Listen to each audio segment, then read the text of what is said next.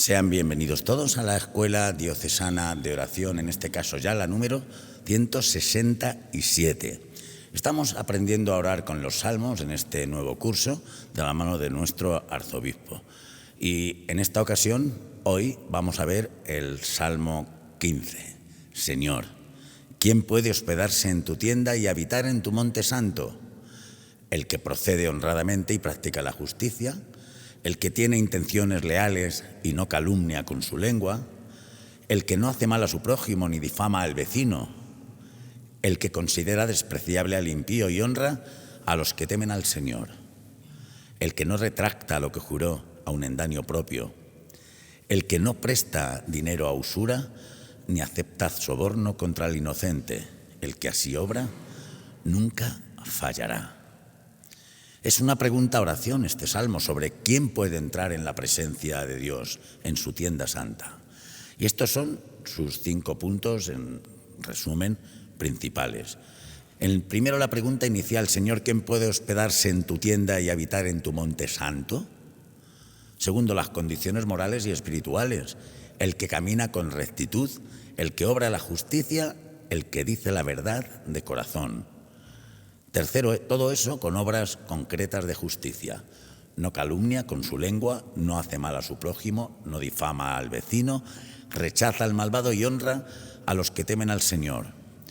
Cuarto, actitud también en lo económico y social. Cumple su palabra aunque le cueste. No presta dinero a usura, no acepta soborno contra el inocente. Junto al número 5, la promesa final en el Salmo: el que actúa así no caerá jamás. En resumen, este salmo enseña que para estar en la presencia de Dios no bastan ritos externos, que también, sino una presencia íntegra de justicia, de verdad y de amor al prójimo. Las líneas que ahora el profesor bíblico nos va a ofrecer nos harán profundizar más en este salmo.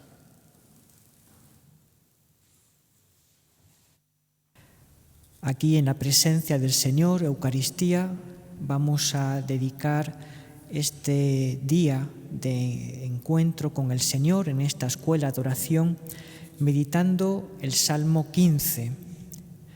El Salmo 15 es considerado como parte de la liturgia de entrada al templo o a la celebración litúrgica.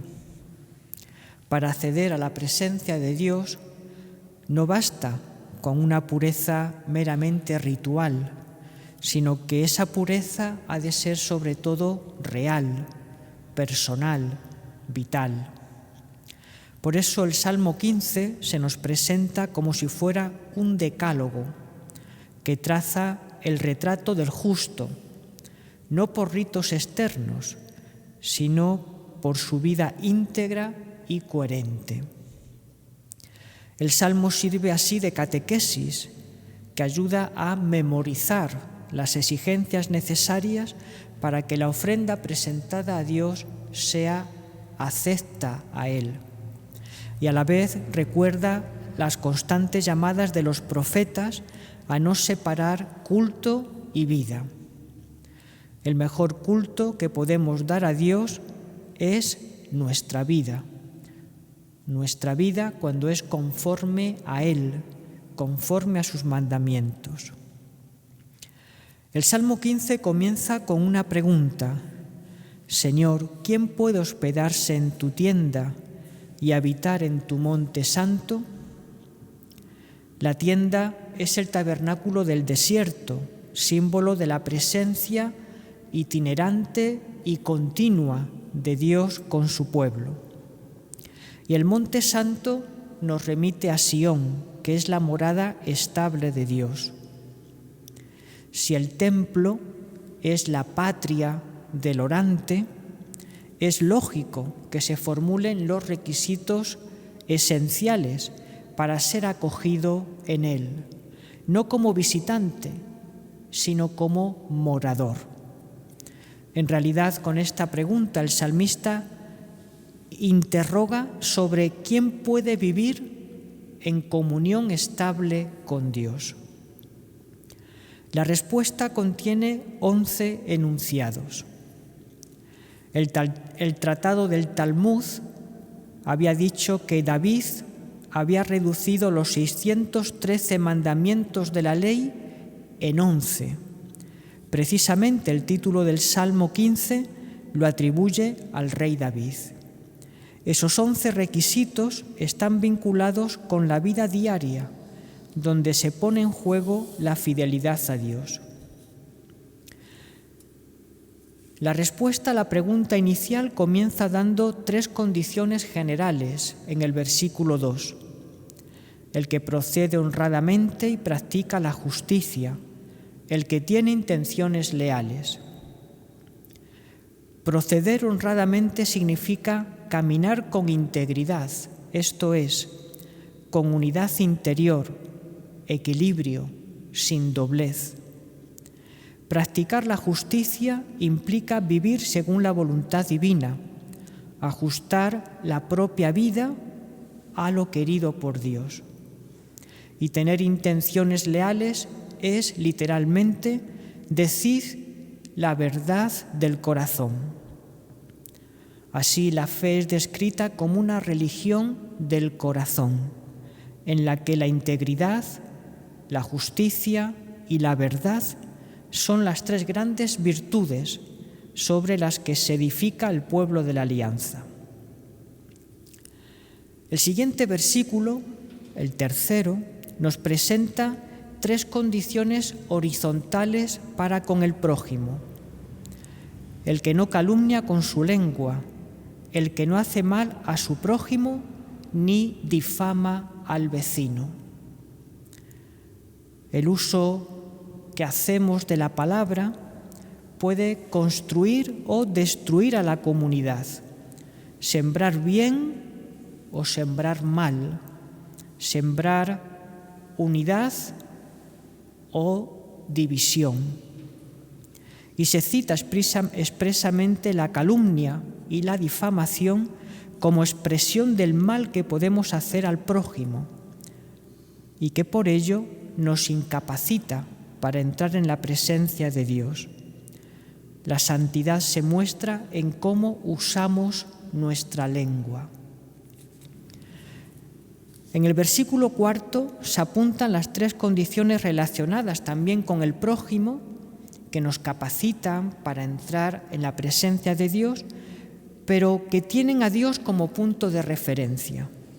El que considera despreciable al impío y honra a los que temen al Señor, el que no retracta lo que juró aun en daño propio.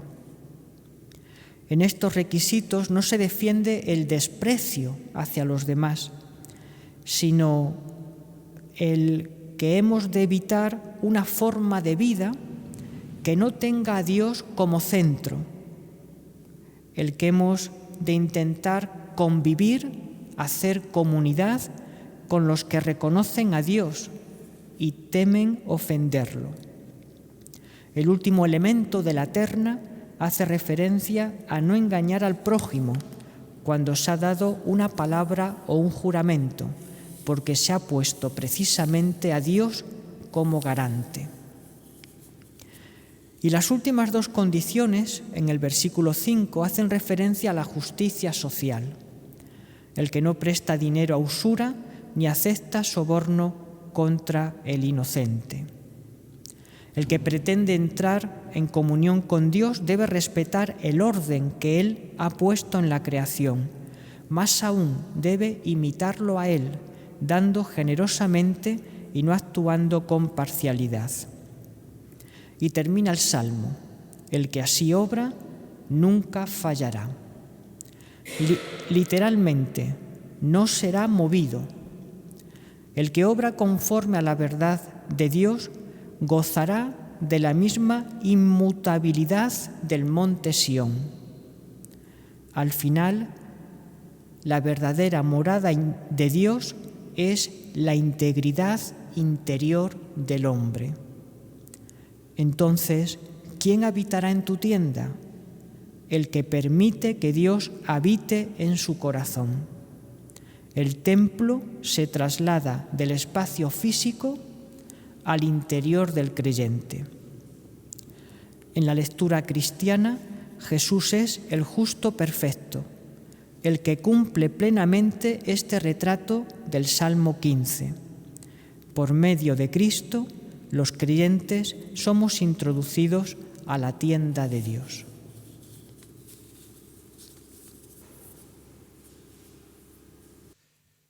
Todos los que participamos en nuestra escuela diocesana de oración, todos los que queremos aprender a orar orando, todos nos preguntamos delante del Señor presente y vivo en la Eucaristía, ¿cuál es el perfil, la actitud que tengo que tener cuando estoy delante de Dios?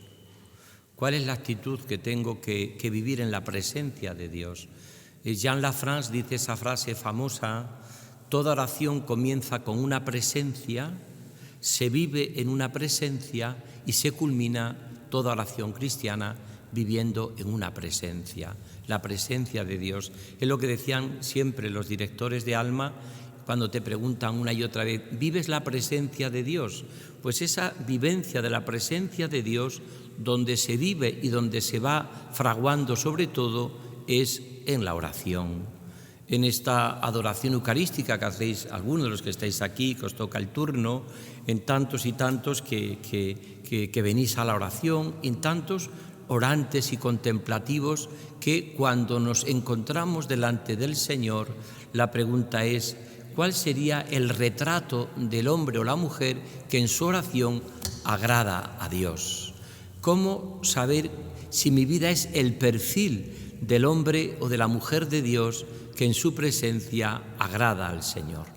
Todos hemos escuchado miles de veces aquella anécdota del campesino en Ars, que por cierto ha quedado recogido en el Catecismo de la Iglesia Católica, que comentamos en los primeros años de nuestra escuela diocesana de oración, cuando aquel campesino se ponía delante del sagrario en primera fila y el cura de Ars, un hombre de Dios, de fe, de esperanza, de caridad, un santo, le preguntaba a aquel campesino en aquella hora que se tiraba delante del sagrario, como nosotros. Y él decía, yo le miro y él me mira. ¿Qué es orar? Yo le miro y él me mira. Aquí estoy, Señor, para hacer tu voluntad. Pues esa pregunta sustantiva, esencial en el orante, se la hace este Salmo 15. Se la hace el Salmo que vamos a repetir ahora y después yo voy a hacer como las tres partes que hago siempre, porque es una auténtica gozada, ¿no?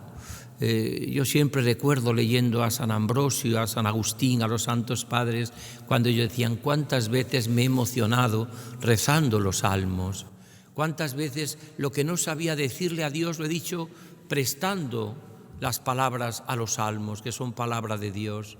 Cuántas veces yo, cuando no me salía nada de agradecimiento, de acción de gracias, de alabanza, de perdón, de petición, he prestado y me han prestado las palabras de los salmos. Cuánto he llorado, cuánto me he emocionado pudiendo hablar con Dios, pues como hablaba también Moisés, cara a cara, como habla un hombre con su amigo.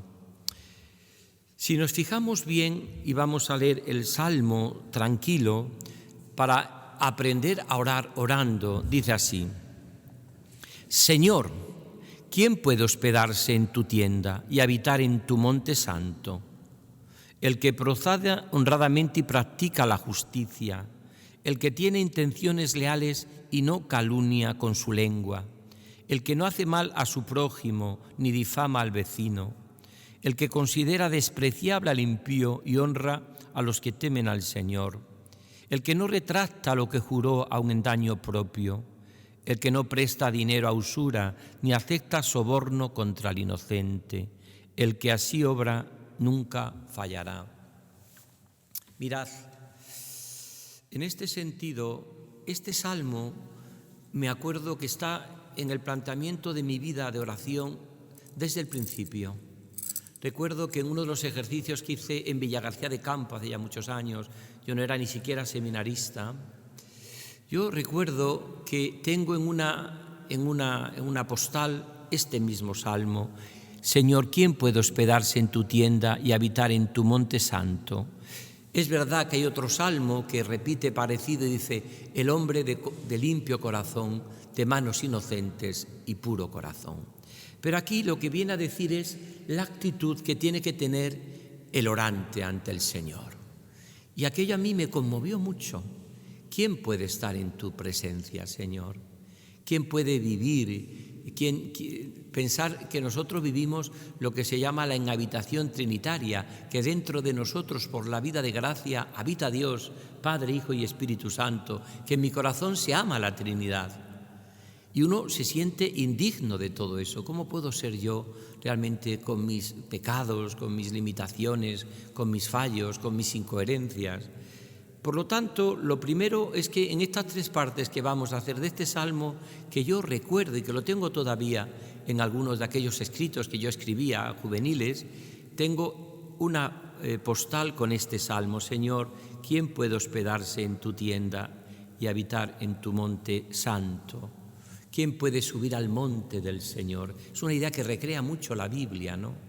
El monte como lugar donde habita Dios, o mejor dicho, el lugar donde se da el encuentro con Dios, como Moisés en el Sinaí, o como tantos y tantos momentos de nuestra vida, ¿no? En el Tabor también se encuentran los apóstoles y el Señor en esa experiencia de teofanía, de esa experiencia del Padre que habla, de Jesús, el que escucha, lo que decía preciosamente San Agustín, el amado, el amante y el amor. El amante es el Padre, el amado es Jesucristo y el amor es el Espíritu Santo, ¿no? Pues toda esta realidad tan hermosa y tan sencilla, en el fondo es nuestra actitud al orar. ¿Quién puede, Señor, estar en tu presencia? Y va a dar como un decálogo, estos decálogos famosos que hacemos, ¿no? Que se hacen hoy, que pueden ser 10 puntos o 7 o 14, pero en el entorno de una especie como de afirmaciones de quién puede estar en el recinto sacro, quién puede subir al monte santo, quién puede estar en su presencia, quién puede orar, en una palabra. Somos nosotros dignos de estar en su presencia. Si cuando pasaba Dios a estos grandes maestros de oración del Antiguo Testamento, estos grandes hombres de orantes, Moisés, los grandes profetas, se tenían que tapar la cara porque decían que no se podía ver a Dios y no morir, pero no morir de felicidad, no morir de alegría. Decían los teólogos, yo me acuerdo, una de las clases de esas que escuchaba cuando estaba en el seminario, que si una persona dijese, me he decidido hacerme feliz, ser feliz sin Dios, que es imposible, porque como dice preciosamente San Agustín, nos has hecho, Señor, para ti y nuestro corazón está inquieto hasta que descanse en ti.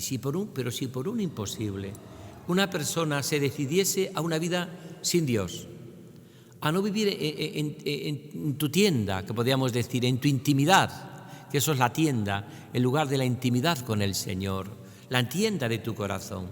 Si un hombre se disponiese a vivir, nos decían este teólogo, que nos explicaba preciosamente la clase de teología, pero en un momento, por ejemplo, si eso sucediese, ¿no?, que podía suceder, en un momento en que ese hombre decía, ya soy feliz, ya estoy contento, ya no necesito para nada ni de nadie, ¿no?, por un agujero de una puerta tuviese que ver un momento la gloria de Dios o un momento tuviese que ver la presencia de Dios, esa persona, si no vuelve a Dios, si no conoce a Dios, si no ama a Dios, se moriría de tristeza. Porque la tristeza es la patria de los que no han conocido el amor de Dios. Esa es la tristeza, la patria de los que no han conocido el amor de Dios. Cuando uno, por ejemplo, y se ve y se palpa muchas veces, ¿no?, cuando uno ve la cantidad de personas, ¿no?, que quieren vivir sin Dios y cuál es su patria, dónde llegan, ¿no?, pues es esa profunda tristeza del corazón, ¿no? El joven rico, cuando Jesús le hace una propuesta de seguirle, dice que no le sigue y dice que se fue triste, se marchó muy triste, se alejó triste. Es que la tristeza es la patria de los que no pueden vivir en el monte del Señor. Señor, ¿quién puede hospedarse en tu tienda y habitar en tu monte santo? ¿Quién puede hospedarse en tu tienda? ¿Quién puede tener intimidad contigo? Y va a poner las claves del orante, que ya están en el Antiguo Testamento, que ya están en los Salmos, pero que el Señor va a llevar, Jesús, que es el maestro y de la oración, Señor, enséñanos a orar, le decían los apóstoles a Jesús, va a descubrir como estos aspectos, que en el fondo va a ser una coherencia con los mandamientos, va a ser en el fondo tomarse en serio la relación con Dios y con el prójimo. En el fondo va a ser lo que le dijo Jesús al joven rico: cumple los mandamientos. Y le dijo, ¿cuáles? Y Jesús le va a decir los mandamientos. Especialmente subraya la relación con el prójimo.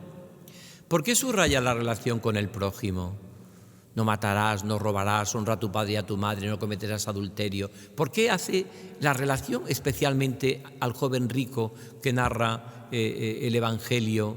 ¿Por qué habla Jesús de eso? Porque normalmente con el Señor solemos tener menos problemas. Señor es siempre bueno y muchas veces en nuestra vida y en nuestra existencia, ¿no? Tenemos todos esta experiencia de saber verdaderamente. Sin embargo, y es lo que va a hacer preciosamente este Salmo 15, va a decir criterios para que mi corazón sea puro, para que nos acerquemos a lo que luego van a ser las bienaventuranzas, a que vivamos con los sentimientos del corazón de Cristo. Primero, el que camina con rectitud. Esa es la primera clave, caminar con rectitud. ¿Cuántas veces hemos cantado al inicio de la misa, caminaré en presencia del Señor? Caminaré en presencia del Señor. ¿Cuántas veces los salmos dicen, caminaré delante del Señor en el país de la vida? Es caminar siempre con rectitud. Es decir, ¿qué significa con rectitud? Con transparencia. Somos y valemos lo que vale uno delante de Dios. El hombre inocente, el hombre de corazón puro, camina con rectitud de corazón.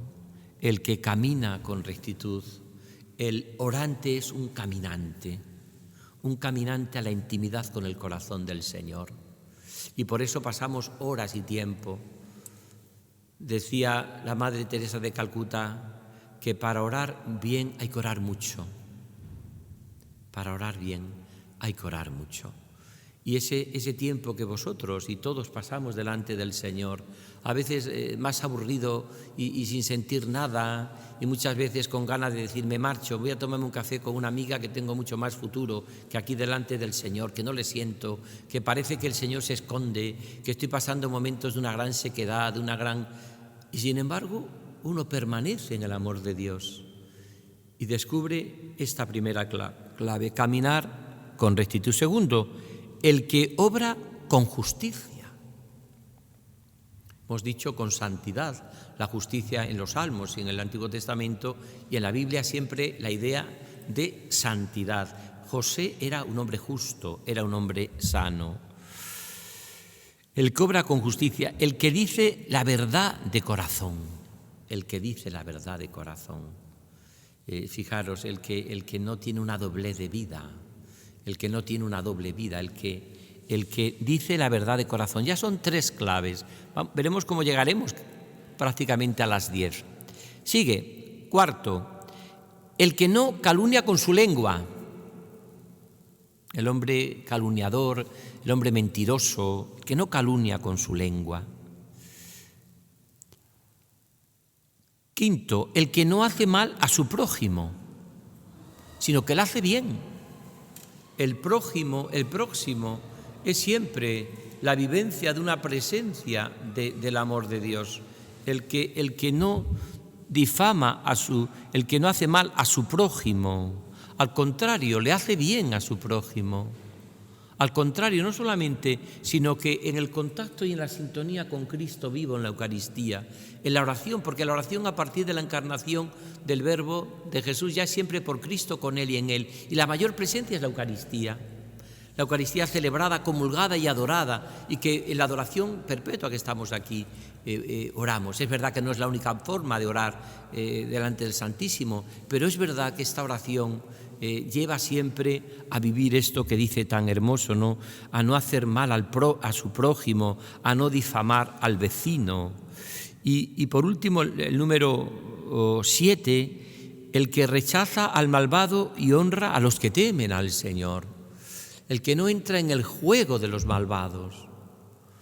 Mirad que en el fondo te está poniendo una especie como de perfil de retrato de un orante, un hombre de verdad, una persona de verdad, que es veraz, que vive haciendo el bien, que como Jesús pasa por esta vida haciendo el bien, que siembra claridades, que no es capaz de mentir, que no es capaz de difamar ni de calumniar.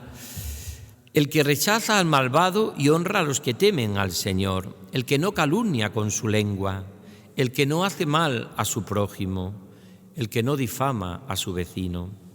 Todo esto es el hombre de Dios, el que caminaré en la presencia del Señor. Este es el retrato, pero que ese retrato brota primero por la pregunta que se ha hecho el orante delante de Dios, ¿no? Que le hemos visto: Señor, ¿quién puede hospedarse en tu tienda, en tu intimidad? ¿Quién puede hospedarse en tu intimidad? ¿Quién puede vivir en tu corazón? ¿Quién puede ser un hombre de Dios y habitar en tu monte santo? Y habitar en tu monte santo. Uno descubre los grandes montes donde se ha revelado el amor de Dios en la Biblia, ¿no? Sobre todo el mayor monte es el Monte Calvario, porque es la mayor expresión del amor de Jesucristo, muerto y resucitado en el misterio pascual. Pero hay tantos montes en la Biblia: el Tabor, el Hermón, el Sinaí, cuando vamos a Jordania, el monte Nebo, donde allí estuvo Moisés y desde allí ve la tierra prometida cerca a Jericó, pero no puede entrar en la tierra prometida y lo deja a su hermano. Esto es precioso para nuestra vida. Y viene la segunda clave. O sea, hemos puesto las claves: ¿quién puede orar?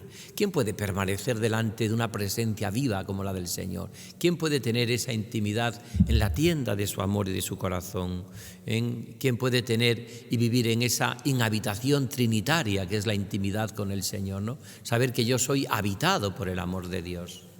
Somos habitados por el amor de Cristo, ¿no?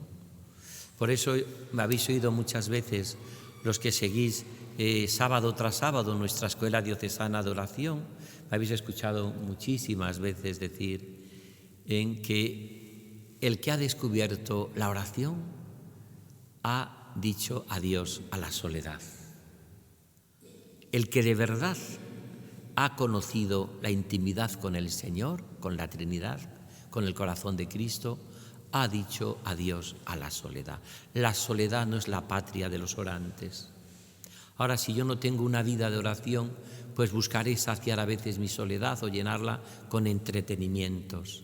Pero la soledad profunda del corazón, porque como decía San Bernardo, nunca está el hombre menos solo que cuando está a solas con Dios.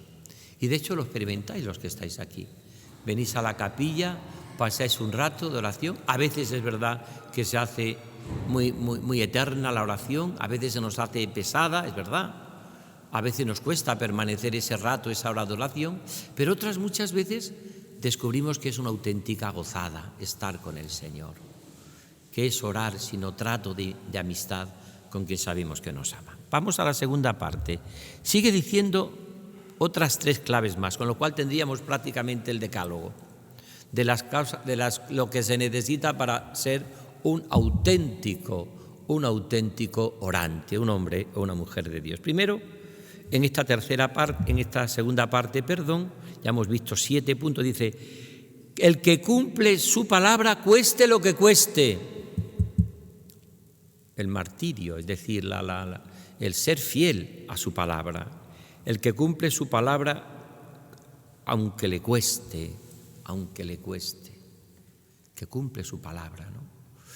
Es decir, doy mi palabra, te doy mi vida, te doy mi palabra, ¿no? La persona que no es un hombre o una mujer de palabra, ¿no? Que se desdice, que no es fiel, que no cumple, no puede ser el Señor. Eso tan bonito que es una poesía: corazones partidos, yo no los quiero. que cuando doy el mío lo doy entero.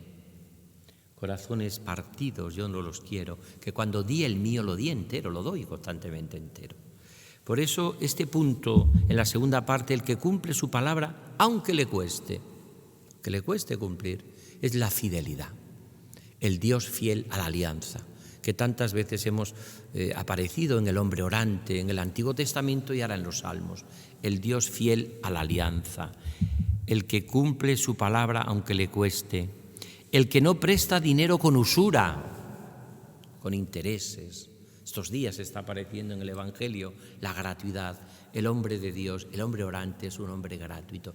Por eso mirad, a Dios le vuelve loco el tiempo que yo le dedico en la oración. Esa hora de oración personal diaria o un tiempo largo, o esos ratos que yo tengo con el Señor, o el rezo de la liturgia de las horas, ¿no? El tiempo que yo dedico a Dios le vuelve loco. Porque es decirle con la vida que le quiero. Y es decirle que le prefiero a Él. Y es decirle que no me importa estar tiempo con Él. ¿Dónde voy a estar mejor que contigo? ¿Quién puede subir al monte? Dice otro salmo del Señor, el hombre de manos inocentes y puro corazón. Pero el Salmo 15 viene a decir esta idea, ¿quién puede estar en tu tienda? La tienda era, cuando un hombre en el desierto ponía la tienda, era como vivir la misma vida, encarnarse en aquel pueblo, encarnarse y vivir la vida. Por eso incluso en el rezo del Ángelus, cuando decimos, y el Verbo se hizo carne y puso su tienda entre nosotros y habitó entre nosotros, es la misma idea, es la misma idea. Por eso nosotros en la oración vamos habitando en su corazón, vamos habitando. Por eso dice, y se vive sobre todo la gratuidad. Mirad, que haya muchas cosas en vuestra vida al cabo del día que digáis, esto lo hago sencillamente por gratuidad, por puro amor, aunque nadie lo sepa.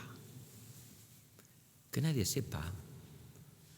Pues que a lo mejor hasta Teresita de Lisieux, cuando estaba en el convento y veía que se había caído alguna cosa, alguna hoja, y nadie la recogía, o un papel, él, por un misionero. Pero solamente lo sepa Dios, que lo hago por ofrecer mi vida por los misioneros y misioneras, ¿no?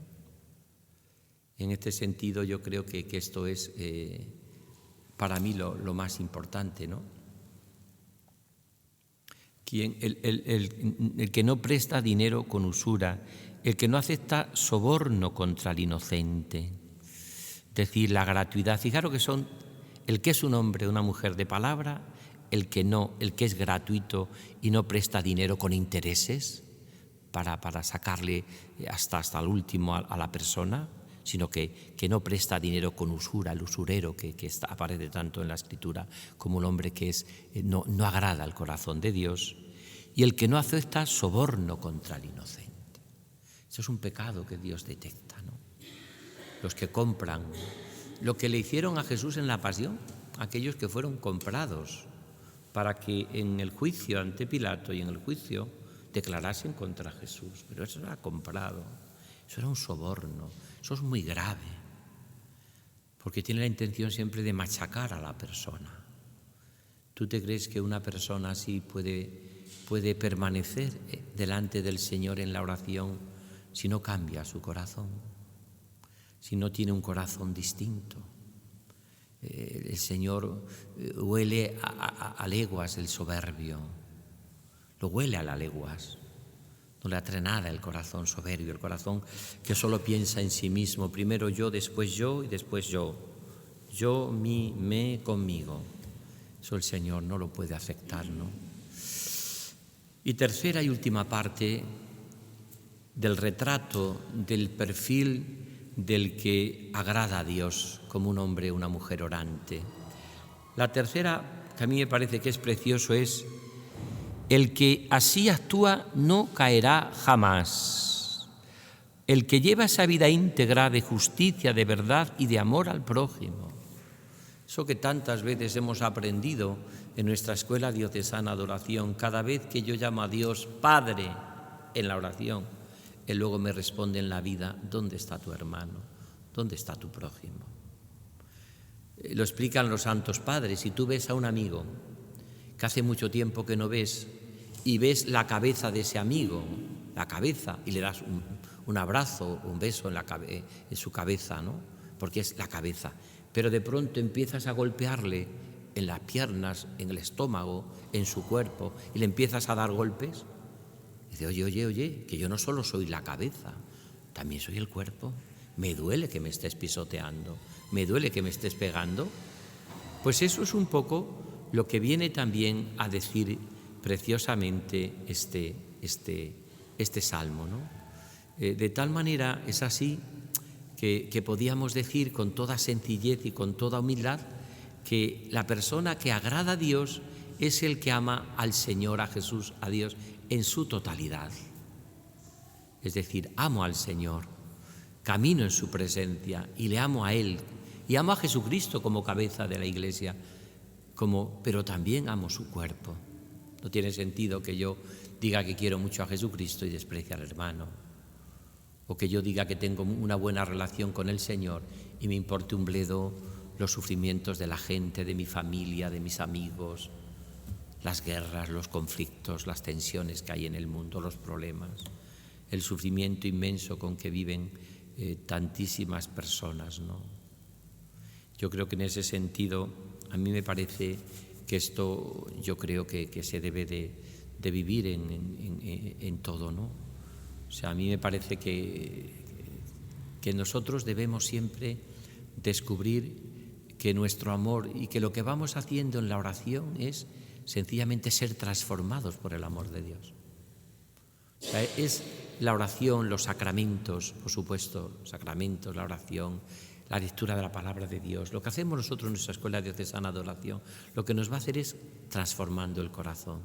Es, en el fondo, algo tan sencillo como que repetimos siempre en toda nuestra Escuela Diocesana de Oración: vivir con los sentimientos del corazón de Cristo. Es un poco lo que dice Pablo, que también utiliza esta palabra: corro detrás del Señor, camino hacia Él, busco alcanzarle, sabiendo que me ha alcanzado Él.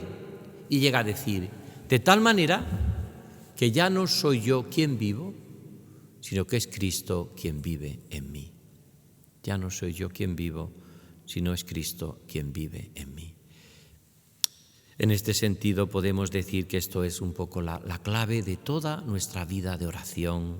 Este es el retrato, el perfil del hombre orante, de la mujer que se pone en su contemplación y en su vida de oración, como aunque sea madre de familia o esposo, o si es un hombre, o si es una persona, un sacerdote entregado en su ministerio pastoral, pero que dedica su tiempo a prepararse y a estar con el Señor, o es un trabajador, o cualquier persona, porque la vida de oración, mirad, y con esto termino, hay dos grandes llamadas que ha hecho la Iglesia en los últimos tiempos, dos grandes llamadas que han marcado la vida de la Iglesia. Una está en el Concilio Vaticano II, que es la llamada de todos a la santidad por el bautismo. Es una llamada.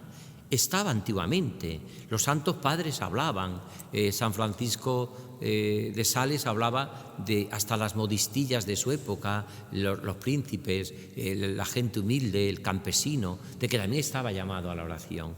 Pero en el magisterio de la Iglesia ha sido el Concilio Vaticano II el que ha dicho la llamada universal de todos los cristianos a la santidad por el bautismo.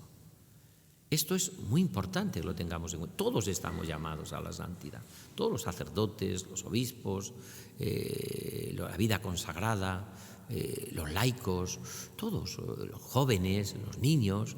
De hecho, hay tantos niños que ha canonizado la Iglesia, adolescentes, jóvenes, y tantas personas, ¿no? Todos estamos llamados. Y el segundo, que creo que prácticamente es casi todo el objetivo que tiene nuestra Escuela Diocesana de Oración para aprender a orar orante, lo ha dicho el Catecismo de la Iglesia Católica. Fijaros qué hermoso que es. Todos estamos llamados a la oración. Todos estamos llamados a la vida contemplativa, en el sentido de tener relación íntima con el Señor. Todos estamos llamados a ser contemplativos, todos. Todos estamos llamados a la vida de oración, no unos cuantos, no rezar, orar, eso para los sacerdotes, no eso para la monja de clausura, todos estamos llamados a la oración. Por supuesto que no es lo mismo la vida contemplativa que puede tener una carmelita, que un sacerdote diocesano, que un religioso, que un trabajador o que un padre de familia o que una persona que está metido en 20.000 líos de la vida y que tiene también que cuidar su oración, pero tiene otras muchas frentes abiertos. Pero es importante descubrir, y con esto termino, todos estamos llamados a la oración, lo cual significa que está muy relacionado una cosa con otra, porque todos estamos llamados a la santidad, todos tenemos que hacer oración y ser contemplativos. Y porque todos tenemos que hacer oración y ser contemplativos, llegaremos a la santidad.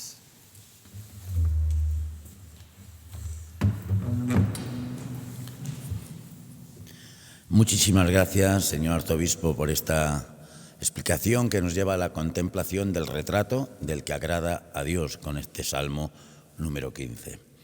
En esta escuela de oración vamos a tener un doble testimonio personal de Ana, madre casada con 3 hijos, hermana de la primera comunidad del Camino Neocatecumenal de Ocaña, e Isabel, que nos cantará el Salmo, como hiciera la semana pasada otro salmista también del Camino, y también de la primera comunidad del Camino de Ocaña. Poco a poco vamos a ir descubriendo los distintos carismas y modos de interpretar y cantar estos salmos de la palabra.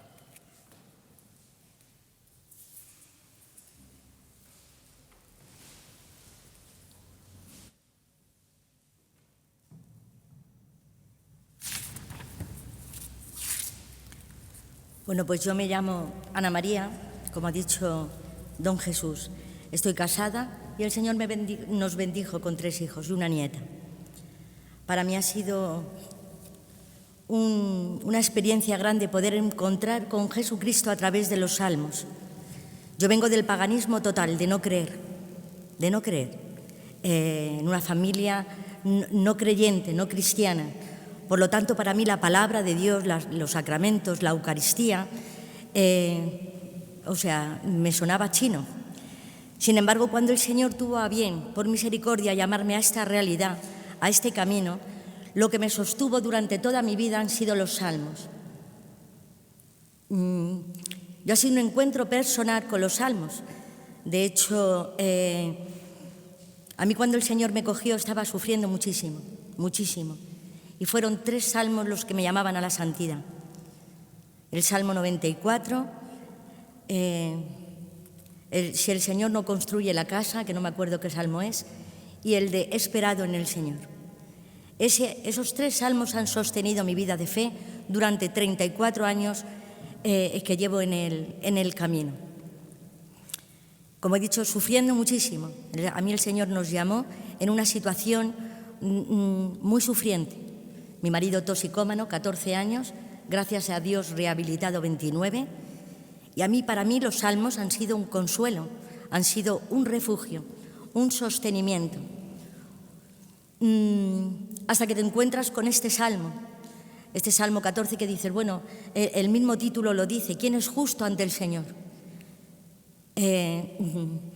A lo largo de todo el tiempo, cuando uno descubre quién eres, que no vas de víctima, sino que el Señor te pone tus pecados y los tocas, puedes cantar como este salmo como el salmista. ¿Quién puede? ¿Quién puede hospedarse en tu tienda, Señor? Si yo soy lo que soy la nada más el pecado. Porque ha habido situaciones donde a través de este acontecimiento tan fuerte yo he podido tocar mis pecados. No era la gran víctima. Lo que sí puedo decir de este salmo, que a mí me ha llamado muchísimo la atención, dice, el que no retracta lo que juró. Y yo a través de los pasos en el camino, el Señor me ha concedido ser fiel, por gracia de Dios ser fiel, ser muy obediente y no retractarme en nada, sino aceptar la voluntad de Dios en mi vida. Y poder contemplar a través de los salmos que mi vida no es santa, yo soy una pecadora. Si conocieseis mis pecados seguramente que os escandalizaríais, pero sí he descubierto algo, que por misericordia de Dios el Señor abre las puertas del cielo y te lleva hacia la santidad. Sí que es cierto que el que no retracta lo que juró, aun en daño propio. Yo he tenido a toda mi familia en contra. Sepárate, divórciate, anúlate. ¿Por qué sufrir? ¿Por qué necesidad? ¿Qué situación? Pero a mí el Señor me grabó esto aun en daño propio, o sea, aun a costa de mi vida. No soy ninguna mártir, evidentemente, soy una pecadora, pero sí que es cierto que el Señor me ha podido ayudar a responder con fidelidad a esa situación. En este salmo yo veo realmente que si no es por misericordia, yo no estoy 34 años dentro de la Iglesia. A mí me han ayudado mucho servir a las carmelitas, allí en Ocaña, he sido demandadera de ellas durante 30 años y realmente me han enseñado muchísimo, muchísimo, a vivir de los salmos, a vivir estando en la voluntad de Dios, aun costándome realmente la vida. No procedo honradamente, soy de las que se confiesa muy a menudo, practico poco la justicia, como decía el señor obispo, pero sí hay en mi corazón un deseo de tener intenciones leales.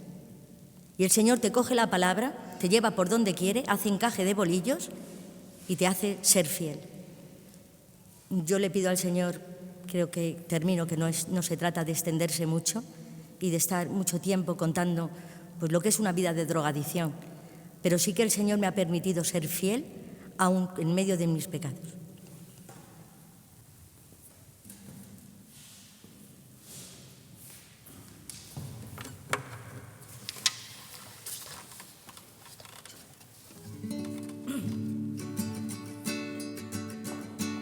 Señor, ¿quién puede hospedarse en tu tienda y habitar en tu monte santo? Señor, ¿quién puede hospedarse en tu tienda y habitar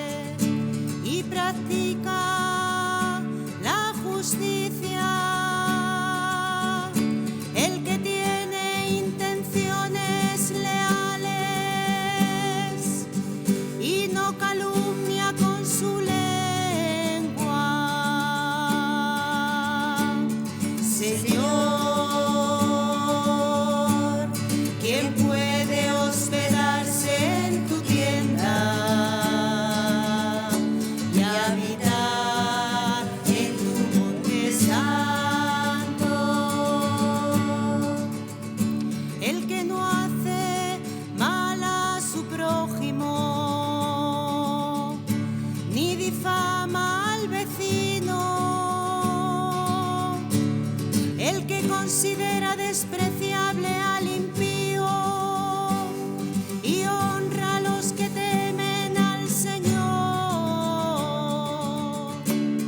Señor,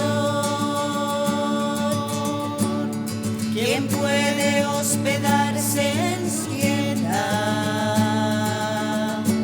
y habitar en tu monte santo? El que no retracta lo que juró, o aun en daño propio. El que no presta dinero a usura, ni acepta soborno contra el inocente. El que así obra nunca fallará. Señor, ¿quién puede hospedarse en tu tienda y habitar en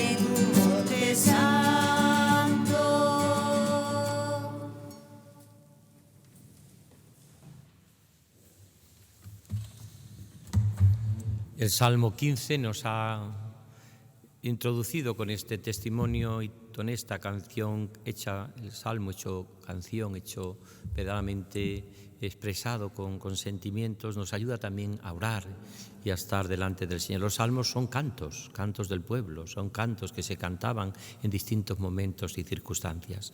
Como se ha explicado también, los salmos también son referencia para nuestra vida de oración en el trato de intimidad con el Señor. Y también, sobre todo, nos lleva a agradecer, a pedir perdón, a pedir ayuda, a pedir fuerza, en una palabra, a plantearnos seriamente el caminar en la presencia del Señor.